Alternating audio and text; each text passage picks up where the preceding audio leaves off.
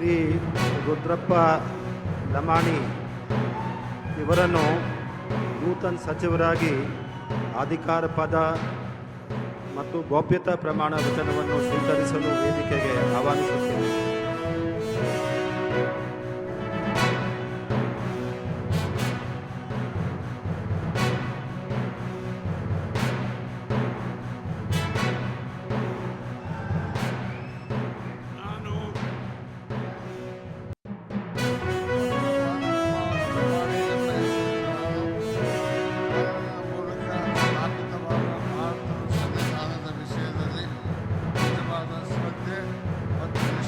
ಹೊಂದಿರುತ್ತೇನೆಂದು ನಾನು ಭಾರತದ ಸಾರ್ವಭೌಮತ್ವವನ್ನು ಮತ್ತು ಅಖಂಡತೆಯನ್ನು ಎತ್ತಿ ಹಿಡಿಯುತ್ತೇನೆಂದು ಮತ್ತು ಕರ್ನಾಟಕ ರಾಜ್ಯದ ಮಂತ್ರಿಯಾಗಿ ನನ್ನ ಕರ್ತವ್ಯಗಳನ್ನು ಶ್ರದ್ಧಾಪೂರ್ವಕವಾಗಿ ಮತ್ತು ಅಂತಃಕರಣಪೂರ್ವಕವಾಗಿ ನಿರ್ವಹಿಸುತ್ತೇನೆಂದು ಭಯ ಅಥವಾ ಪಕ್ಷಪಾತವಿಲ್ಲದೆ ರಾಗ ದ್ವೇಷವಿಲ್ಲದೆ ಎಲ್ಲ ಬಗೆಯ ಜನರಿಗೆ ಸಂವಿಧಾನಕ್ಕೆ ಮತ್ತು ಕಾನೂನಿನ ಅನುಸಾರವಾಗಿ ನ್ಯಾಯವಾದದ್ದನ್ನೇ ಮಾಡುತ್ತೇನೆಂದು ದೇವರ ಹೆಸರಿನಲ್ಲಿ ಪ್ರಮಾಣ ಮಾಡುತ್ತೇನೆ.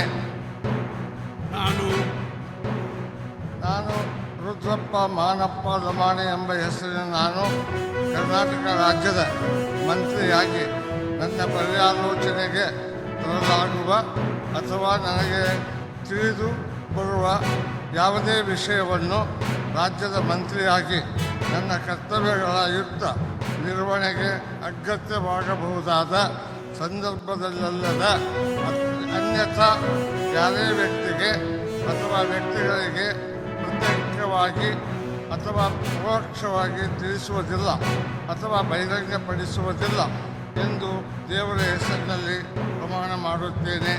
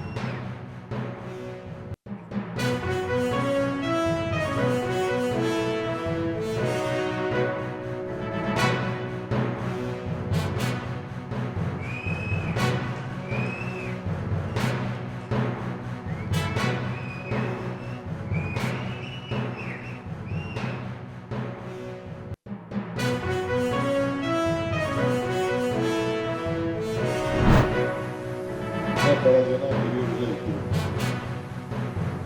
ಆದರೆ ನಾನು ಪರಮೇಶ್ವರರೆಲ್ಲ ಭಾಳ ಚಿಕ್ಕ ವಯಸ್ಸಿನಲ್ಲಿ ಫಸ್ಟ್ ಟೈಮ್ ನಾವು ಮೊದಲನೇ ಬಾರಿಗೆನೆ ಶಾಸಕ ಆದವರು ನಾವು ಮಂತ್ರಿ ಆದವರು ಇದ್ದೀವಿ. ಈ ಸಂದರ್ಭದಲ್ಲಿ ನಮ್ಮನ್ನ ಇಟ್ಕೊಂಡಿದ್ದಾರೆ, ಅದು ನಡ್ಕೊಂಡು ಬಂದು ಇಲ್ಲಿವರೆಗೂ ನಾವಿಬ್ಬರು ಈ ಸ್ಥಾನದಲ್ಲಿ ಕೂತಿದ್ದೀವಿ. ಸೊ ಇವತ್ತು ಎಕ್ಸ್ಪಾನ್ಷನ್ ನಡೆದಿದೆ. ಭಾಳ ಜನ ಇದ್ದರು, ಭಾಳ ಕೇಪಬಲ್ ಜನ. ನಮ್ಮ ನಂಬರು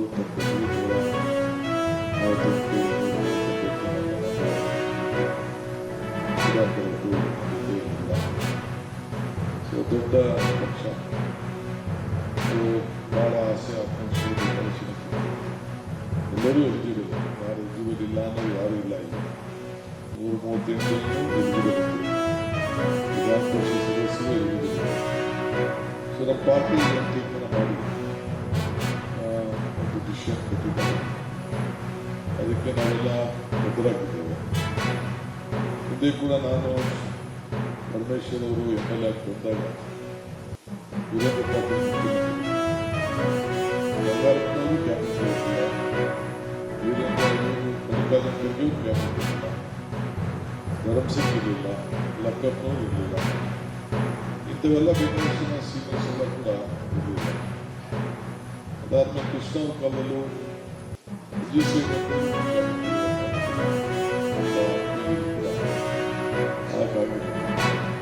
ಹಾಗೆ ಕೂಡ ನೋಡಿದ್ದೇವೆ. ನಾನು ಧರ್ಮಸಿಂಗ್ ಕಾಲದಲ್ಲಿ ನನ್ನ ಪರಮೇಶ್ವರನೇ ದೂರ ಇಟ್ಟಿದ್ದೆ.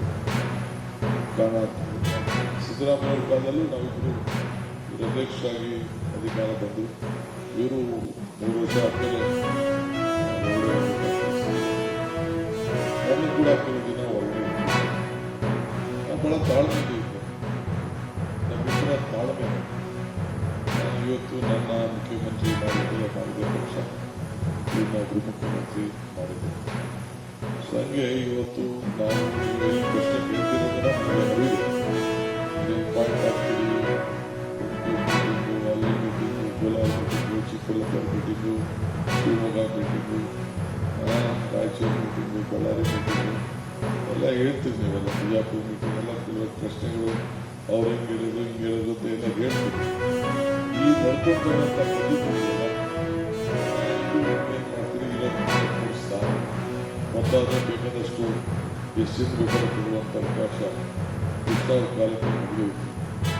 ಈಗ 15% ಲಿಮಿಟೇಷನ್ ಮಾಡಿದೆ. ಕಂಪಲ್ಸರಿ 4 ವರ್ಷ ಒಬ್ಬರು ಇರಲೇಬೇಕಾಗಿದೆ. ಸೊ ಈ ಪದ್ಧತಿ ಇದೆ. ಆಮೇಲೆ ನಿಮಗೆ ಹೆಣ್ಮಕ್ಳಿಲ್ಲ ಹೆಣ್ಮಕ್ಳು ಇರಲೇಬೇಕು. ನಮ್ಮ ಪಕ್ಷದಲ್ಲಿ ಒಂದು ಸಿದ್ಧಾಂತ ಮೊದಲು ಒಂದು ಇದು ಈಗ ಬದಲಿಸಲಿಕ್ಕೆ ಕೊಟ್ಟಿದ್ವಿ. ಮಂತ್ರಿಗಳು ಮಂಡಲಕ್ಕೂ ನಮ್ಮ ಪಕ್ಷ ಅದಕ್ಕೆ ಮಾರ್ಗದರ್ಶನ ಕೊಡ್ತಾರೆ. ಸೊ ಅದು ಕೂಡ ಈಗ ನಾವು ಇಷ್ಟಪಟ್ಟಾಗಿ